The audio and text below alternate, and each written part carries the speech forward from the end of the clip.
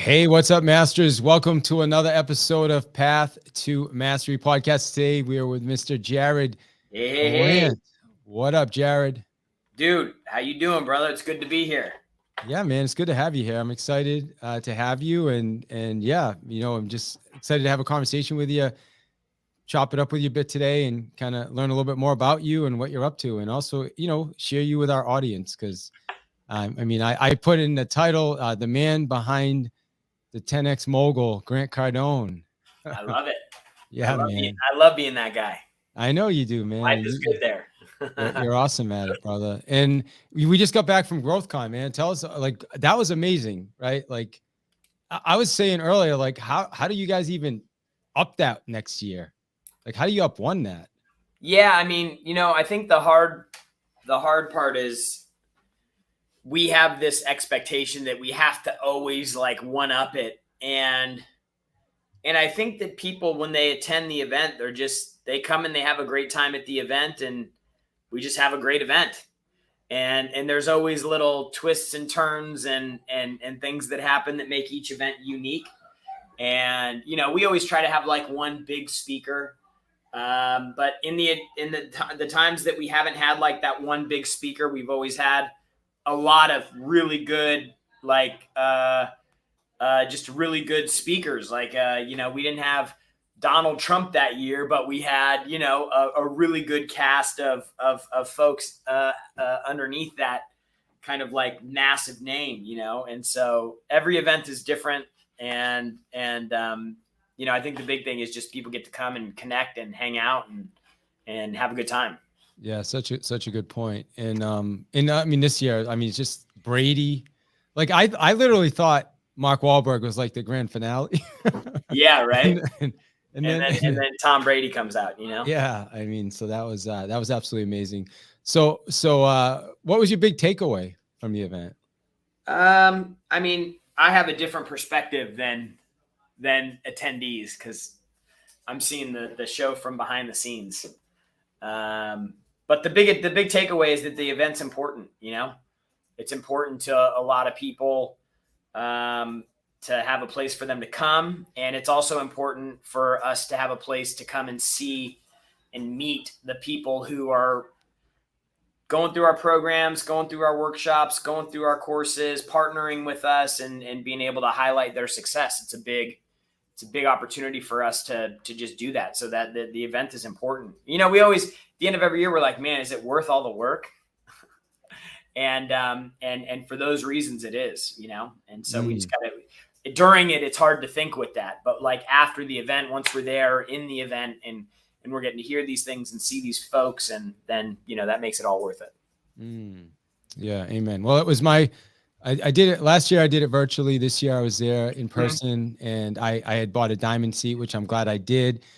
And then the last day, Grant's like, everybody move up, fill these seats. So I ended up getting a front row seat the last day, which was unbelievable. Just such a different perspective to sit in the front. Even diamond is like strong, right? But sitting in the front row is like, $25,000 seat, man. Yeah, I know.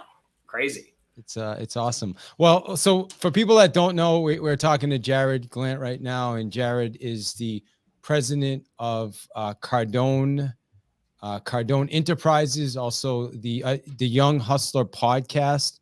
You still have the Young Hustler? You still doing a podcast? Yeah, I haven't done it in a while. I got to pick it back up again. And every time people ask me, I keep saying the same thing, and it's just business is crazy right now. So I just just an excuse I tell myself. Yeah. Well, it's on your it's right on the top of your LinkedIn page. Yeah. So cool. And you are like, listen, I didn't know who you were before. I obviously know you now, but whenever I'd see Grant, I would see you. Like, I'd go to a Grant online event or something, and then you would be talking. I'm like, who's this guy, man? This guy's pretty cool, man. And you created a big life for yourself, brother. So congratulations. Thank you, man. I appreciate it. It's it's moving in the right direction. How do you, let me ask you a kind of I don't know what kind of question this is, but it's more like how do you feel? Like, how does it feel to have created, like, are you the kind of guy that like wakes up in the morning and like, like you're massively successful and you're like, this Now, is friggin' awesome? Or is it now like, I'm just getting I, up and I have a hard time living in the present. Definitely not the past. Me and my wife were talking about this at dinner last night. I don't live in the past. I definitely can like a little bit be in the present, but I'm almost always in the future. So I'm just thinking, man, I got to get to this place that I know I need to be. And the argument is always, oh man, well, you were there the whole time, but yeah, I ain't there yet. And it goes back to this whole like this pursuit of potential and like what are you capable of, and I think when you set a goal and a target, it's based on what you believe your potential to be and what you're capable of is, and probably a little beyond that. And then it's just like, can I do it?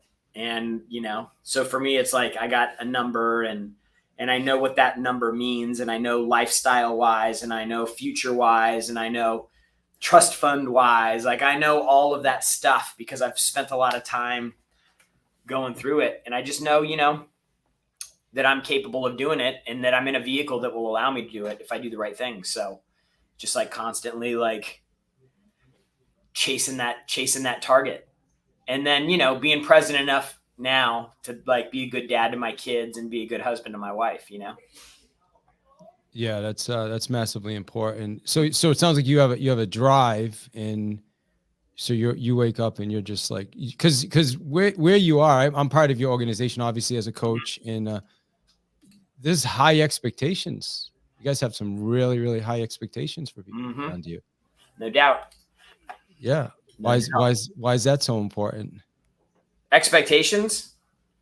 Well, I mean, they're set based on Or maybe standard is a better word. I think it's both, right? Like, because like when you look at your sales team, and I also I'm gonna ask you another question in a minute, but like those guys operate it with some high.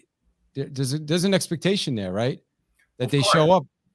Of course, if you play on the, who won the Super Bowl this year? The Chiefs. When you walk into the Chiefs locker room and you won the Super Bowl last year, like there's an expectation that you guys put in the work, that you practice, that you train, because you guys have another Super Bowl to win. So it's like that's the team, but that's really a product of the culture. Like the high expectations are set by performance. It's hard to have high expectations if you don't have the performance there. Like, like if you're the football team that finished in last place the last 3 years, and nothing's changed, it's kind of hard to have expectations to go to the Super Bowl that exist in reality. We were just talking about Formula One. It's like, it's hard for Alfa Romeo to go in, or Fiat to go into the year thinking that they're going to win the drivers series or championship, whatever they call it, like they have expectations. They're like, okay, hey, we just want to not be last. Like, so, your results determine the expectations. And so when you produce at a high level, the expectations are high. So I find it interesting that you said that, because I would have thought like you would think like Alfa Romeo, even though, yeah, the odds are they probably won't win, but doesn't every team think they're going to win or plan to win? Or maybe, yeah, maybe the more I think about that question. I mean, you can hope. It's like people, like when they talk about goals, they're like, I'm going to be a billionaire. I'm like, okay, I understand. But like, you've been doing the thing you've been doing for 5 years and you can't get past 50. So like, the important thing is to really spend, instead of spending all your time and energy on $1 billion, it's like, dude, how do you get to 250 grand? Because you can't get to $1 billion without going through there. And so, you just have to have a connection to, it's always easier to raise your targets than it is to lower them.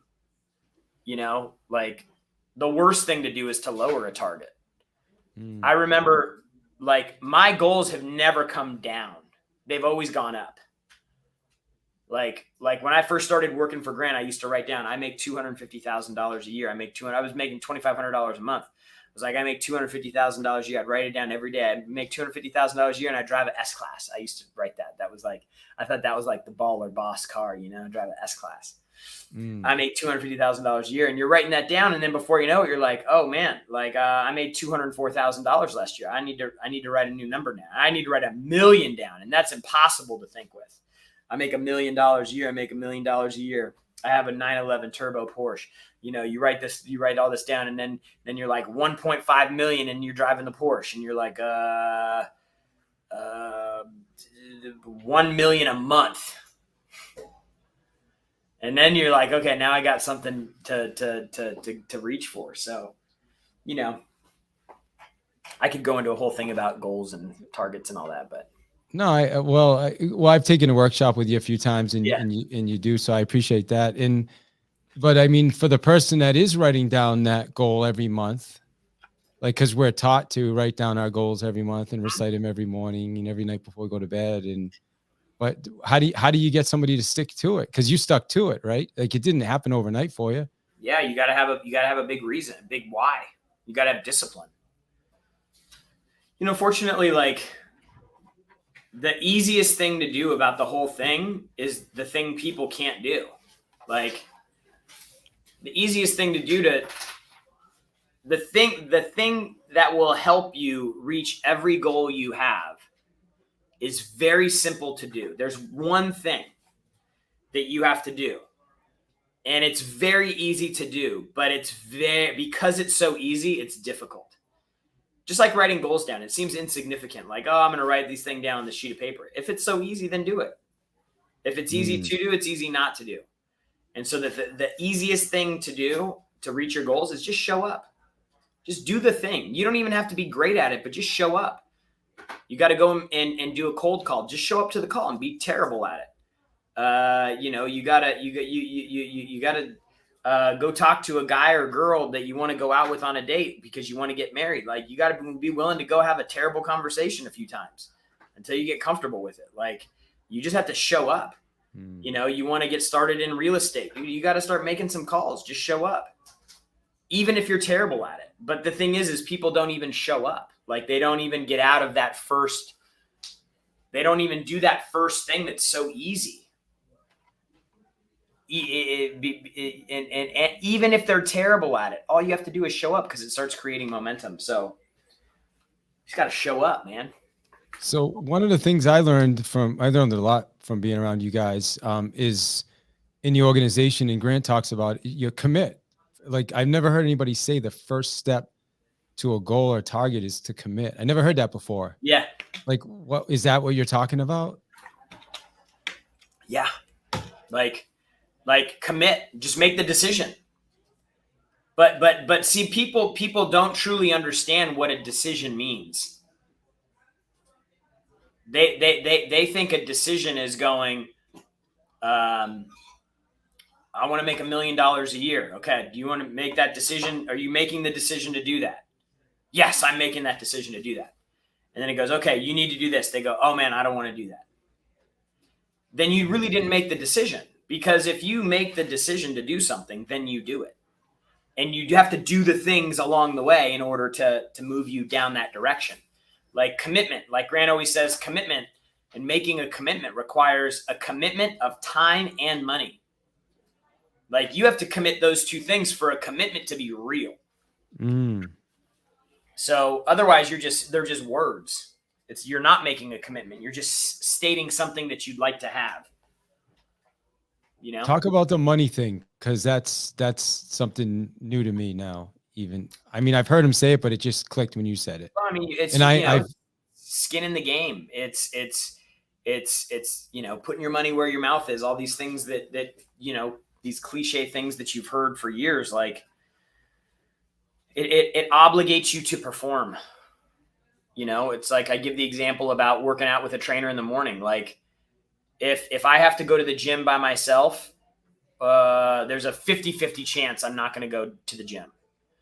If I paid a trainer $80 to show up to my house and work me out in the garage, I'm doing that no matter what, because I'm not burning that $80 I spent for the guy to come work out with me for an hour.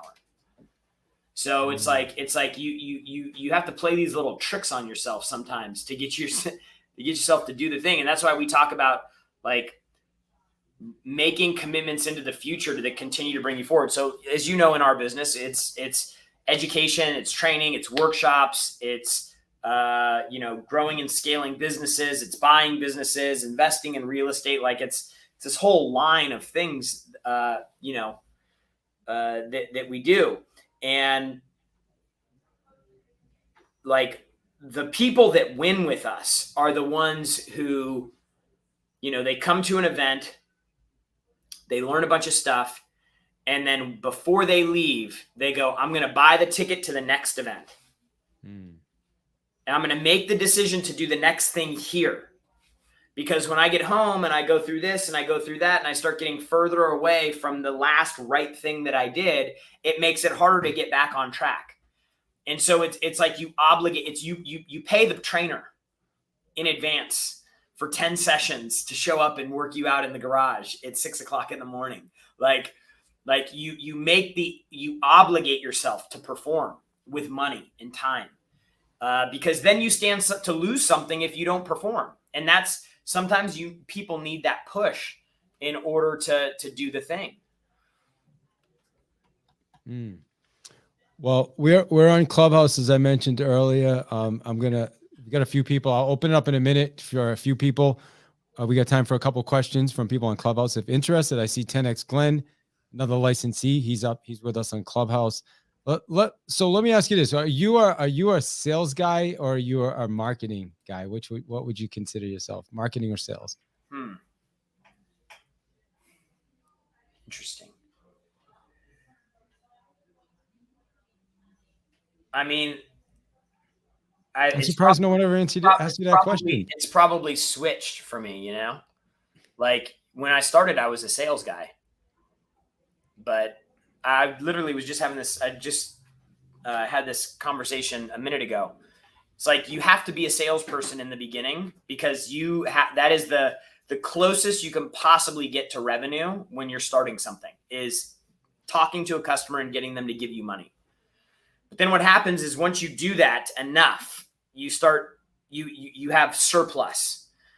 And then that surplus should be used to try to replace, to find people to replace yourself in that sales function. And so it's like, and then, you go through our programs like the rule of 3, and it's like, it takes 3 people to replace your production. So you have to go out and you have to bring people in, and your ability to sell in the beginning is the thing that's going to be able to generate the revenue required to grow. But very soon, very early on, your job is to step out of that sales role and to become a marketer and a promoter and to focus on driving traffic into the business. And you've been in the workshop before where I give the example. I'm like, you can be great at sales and terrible at marketing and build a multi-million-dollar business. You can be terrible at sales and incredible at marketing and build a multi-billion-dollar global enterprise. And so again, it's this pivot point. And so I think I've done that. I was the sales guy in the beginning, and now I've flipped into a marketing guy. And that's why I resonate with you guys so much, because I have heard Grant say that, and I think I've heard you say it as well at the workshop, and that's me. I mean, just grinding for almost 40 years of sales, and you hit a limit, and you can only sell so much yourself, and so getting people and systems, and that's what you guys have helped me with over the last year. Success in sales shouldn't be based on the person. It should be based on a process or a system. And anytime you get stuck and you can't grow, it's because there's a break in the system. Either the product is too difficult, the gradient is too difficult to sell somebody, like to get a new person to come into to understand it. Like they have to cover a lot of ground to get to where they can perform. But almost always what that means is there's just a bad training process in place. Like we went from it taking 9 months to get a salesperson to where they could produce 10K a month in income to where we can do that in the first 30 days now. And it was because of the products that we offered, the training that we provided, and the expectation that we had of people coming in. You know, we used to go after like, oh, we want to get these great salespeople that are talented, and they, you know, they can sell anybody and they don't need a script, and you know, but that's impossible to scale because it's so personality focused. It's not process focused, or it's not focused on a system. So, you know, what you want to get is hey, how do I take somebody that has very little sales experience and put them through a training process? And they're probably not going to be a 10 out of 10 salesperson, but they're going to be a 7 out of 10. And I can build an army of those rather than breaking my neck trying to hire 10 out of 10 salespeople. Yeah. Awesome. Hey, so I'm going to pop over to Clubhouse for a minute here. And, you know, I see we got a bunch of people in here. So, okay. By the way, there's a link up at the top. Make sure you click on that and just, you know, follow my YouTube channel. David Hill Coach is my YouTube channel, and you can see this. The actual video will be on YouTube. So make sure you click on that and take a look at that, and make sure you subscribe to my YouTube channel if you want to watch this in person. So I'm going to toss it over to Glenn. 10X Glenn, you there, sir? I am here. Thank you for your time. I do have my family with the car with me. We just got them from the school, but okay. I'm here. I want to say your volume's a little low. I don't know if it's possible to make it higher. If not, that's fine. How about now? Can you hear me now? Yeah, we can hear you. It's a little low, but we can hear you. Yeah, I just want to say thank you to Jarrod for everything that you guys do. Also, Jarrod, if it's okay, I would like to ask you a question. Like, what do you kept telling yourself when you just started? Like when you started from zero, you had no leads, you had to go out there and build your list, and you know, what is that? What was the mindset that you had back then in order to achieve what you have achieved these days? Yeah, I mean, it's just you have to get connected to where you want to go and what life looks like there.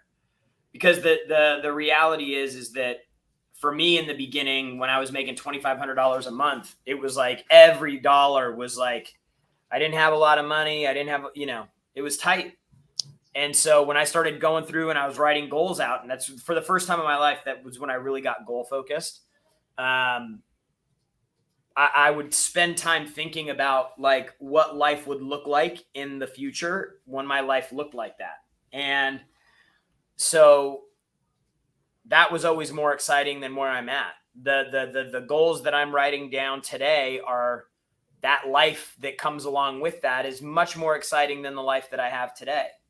And so, you know, those are the things that get you through the tough times. It's like I heard your baby in the background of your phone. Like when you're doing things at the level that you feel like you should be, and when you're making the kind of money that you could only dream of, like, what does that life look like for your kids, for your wife, for your future, for their future, for how they raise their kids? Like you're the person. And so it's like, that is the driver. And it's not always this happy, inspirational thing. Sometimes it's like, I'm the grinder and I'm the guy that's got to do this, even though this sucks and I hate it. And I'm getting my ass kicked every day. And the calls are tough and hard and people are hanging up. And I've got to make 1,000 phone calls to talk to 3 people. And you just got to know that you're putting in the work. And the reason that, like, I used to just tell myself when it was hard, I'm like, this is when people are quitting. This is when people stop. And for me, that was like, this is my time to pick up ground. I used to tell myself, I used to come into the office at 6 a.m. because we were in LA. I used to come in the office at 6 a.m. in the morning, and I'd work till 7 o'clock at night. And when I used to hate waking up at 6 o'clock in the morning. And when I wake at 5:15 in the morning, when I wake up out of bed 5:15 in the morning, I'd be like, I do not want to do this. I don't have to be at work till 8 o'clock or 8:30. Like, why am I doing this? And I would tell myself, dude, because other people aren't doing it right now. and it was like this thing, and it was like I'm gaining on them, I'm picking up ground on them, like I'm leaving them further behind. And it was like that idea that like when things get hard, that's when people quit. So you got to have an alarm go off in your head that's like, this is my moment to pick up ground on the rest of the pack. Awesome. Thank you, Glenn. Great question, sir. Appreciate you. Glenn's another one of the licensees. I'm guessing you guys know each other, but if you don't, we'll both be out at the office on March 8th and 9th. So there you go. All right. Awesome. Anybody? Okay. Anybody else want to ask a question? I know Jarrod's a little limited on time. We're going to get him out of here. Give him some extra time today, as I promised in the beginning. But anybody else have a question? Feel free. Just give me a mic flash or, yeah, Shantae. And then I saw Dr. Finance. So we'll go with Shantae and then Dr. Finance. Hey, David. Hey, Jarrod. Thank you so much for doing this. I only got half of it, but I'm going to listen to the replay for sure. So I don't know if you covered it or not.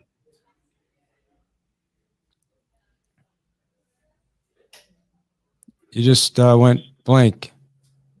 Yep. Sorry. Can you hear me now? We can hear you. Can you hear me? Yeah, one of the challenges of Clubhouse, Jarrod. Yeah. So we'll come back to you, Shantae. I'm going to go over to Tony, Dr. Finance. Doctor, you here?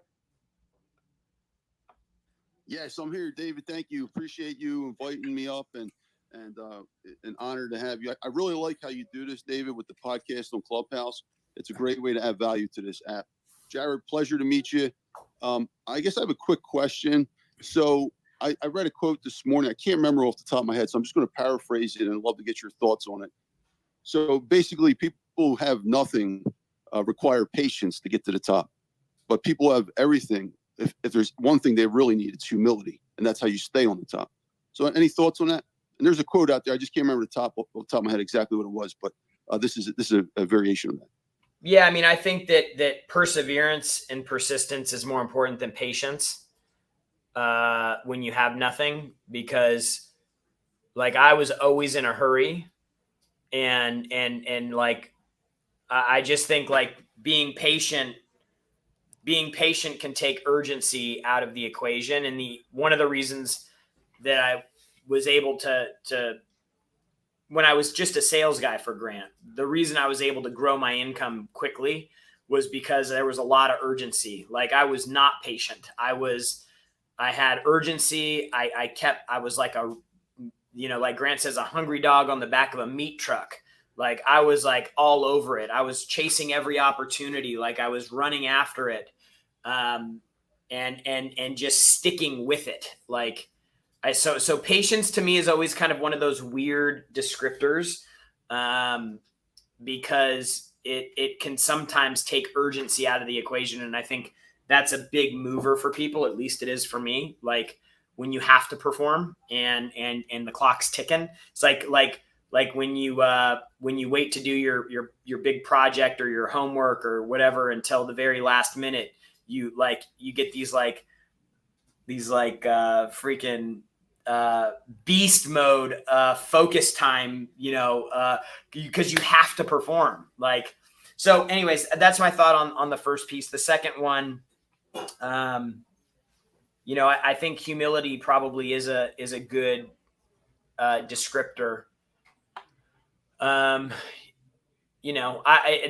never been an issue for me. Like I've never been my parents used to, growing up, it was always like pride comes before the fall, be humble, so I've probably, and I was having a conversation with somebody about this yesterday. I've probably erred too far on the humility side of things. Because I think that's the antithesis of humility would be pride or maybe even ego, if you will. So for me, I think that's always been part of who I am. I think the big piece is, when you start changing what got you where you are, you change the formula of success. Mm. And it's like, I think what happens to a lot of people is it's hard for them to stay hungry. Like, and you look at guys like Grant is an example. He makes a lot of money, like a lot in real estate. And the real estate money is, forget 10x, like 20x easier than the education business that we have. And so, like, what keeps somebody like that moving? And it's not humility for him, it's purpose. And so I think it's just important to, like, that's been a common thread through Grant's entire career, was purpose. And so I don't know how to say that in a word, but anytime that people start fundamentally changing what got them where they are, I think that's when they start falling back. Mm. Brilliant response. Thank you, Jarrod. Appreciate it, man. And Yeah, great to meet you. Thank you so much, David, for having this incredible room, man. You're awesome. Thank you. Thank you, brother. I always appreciate you coming up. So, Jarrod, I'm gonna ask you a final question. Get your thoughts as well, and then first, what's the best way? Like, how do we give back to you for doing this? Like, what can we do to bring some value to you and Cardone Enterprises and Grant? What should we be doing? People listening to this. We've got a boot camp that we're doing in Arizona next month. I think the 17th, 18th, and 19th of March in Scottsdale. If you go to grantcardone.com/boot camp, people can grab a ticket there. It's a 3-day event. David, you've been there a bunch. Like, it's one of my favorite events. There's a lot of really great data and information, like real tactics, strategies. It's not fluff. It's like actionable things that you can literally take to your business. We have people, like, we have them do exercises in the moment during the workshop, and it gets them business. And so very actionable. And I think so that's one of my favorite events that we do. We do that 6 times a year, 3 in Miami, 3 in Scottsdale. So the next one's in March. So I'd love for people to come to that, check that out. Awesome, man. Yeah, that was I did my first back in it was just in Miami. Was it December maybe or January, I think. Whatever month it was amazing. It was tremendous. All right, good stuff, man. My final question with Grant always talks about a million followers or $1 million. And I struggled with this one until I really started to get it. Well, the million's an easy one for me. Million followers for sure. Billion, that's where it starts getting tough. But like, that's just assuming that you know what to do with 1 billion people. Like, people assume that because Grant has millions of followers that just makes everything easy. It's not. It's so hard to get people's attention. It's hard to keep it. It's hard to convert people. You'd think like, oh man, we just send an email and the money comes flooding in. Like, we work hard at what we do. It's hard. It is not easy work. Like, it is a grind. It is work. It's phone calls. It's emails. It's ads. It's new ideas and products. It's repackaging of this and that. Like, it's constant. It's a lot. And so I think that people get a little, they don't know what they don't know. So they think, oh man, if Grant just sent one email for me, or if Grant just shouted me out once does nothing. It's frequency and consistency over time that builds momentum and allows things to grow. And, but at $1 billion, I mean, $1 billion that's real money. That is real money right there. So that would be the tough call. So the millions for you is a no-brainer. I take the followers. The billion is yeah, I mean, $1 million doesn't change my life right now. Well, like, if you make 50 grand a year, maybe you're like, oh, give me the $1 million. But $1 million doesn't change my life at all right now. So for me, it's like, give me the 1 million followers, because I'll figure out a way to make money. Billion? That's Yeah. where it becomes something to consider. But even then, if you know what to do with the audience, if you know what to do with the attention, nobody has a billion followers, I guess, except maybe like, maybe not even the Pope or something. I can't even think with that. But maybe at that scale, it becomes, So that's the interesting one. For the people listening, though, I think, one of the, why for me, I'd say, okay, I'll take the million. But then the more I understand it is, if I have a million people that are engaged in my stuff, are real fans, they're listening, they're showing up. Even if only 10% of those people even do business with me, and I have $100 product, 2% is probably a real 2%. Yeah, 2% is probably more of a real. People always say that. Oh, if Grant did this in just 10%, I'm like, bro, do you Then 10's even high. know? Like it's of 17 mil. I'll put it to you like this: of all followers on all platforms, let's just call it 17 million. We've had 400,000 people buy something from us more than once. Wow. So what's 400,000 of? That's 10%, 5%, probably 2.5% of people have bought something from us more than once. That could be anything. That could be an event ticket. That could be a hat. So. All right. Perspective. Yeah, definitely. Well, listen, brother, I appreciate you. As I promised, I'm going to give you some extra time, like I said in the beginning. So yeah, you got always appreciate it. Think about the gift. Final thought. What do you want? Just leave us with something. It could be something you thought about today on this call, or what you want to leave everybody with that's listening right now. Yeah, you're way more capable than you think. Big think is like, a lot of people think too small. I think people are capable of much more than they give themselves credit for. And it's just, you just got to show up. You got to do a few things, and you just got to trust the people that have been further than you, that are telling you what to do. Like, one of the big things is put yourself in a position where you're obligated to fulfill something. Like, you're obligated to deliver. You're buying the next workshop ticket. You have to go now. Like, what are you going to do? Walk away from $1,000 or $2,000 or whatever? Book the event, book the venue. You're like, oh, shit, I paid for the venue. Now I have to do the event. Like, I'm obligated to do it now. You just got to put yourself in a position where you're forced to do the right thing. If you know you don't trust yourself to do it on your own, then that's the only way you're going to grow.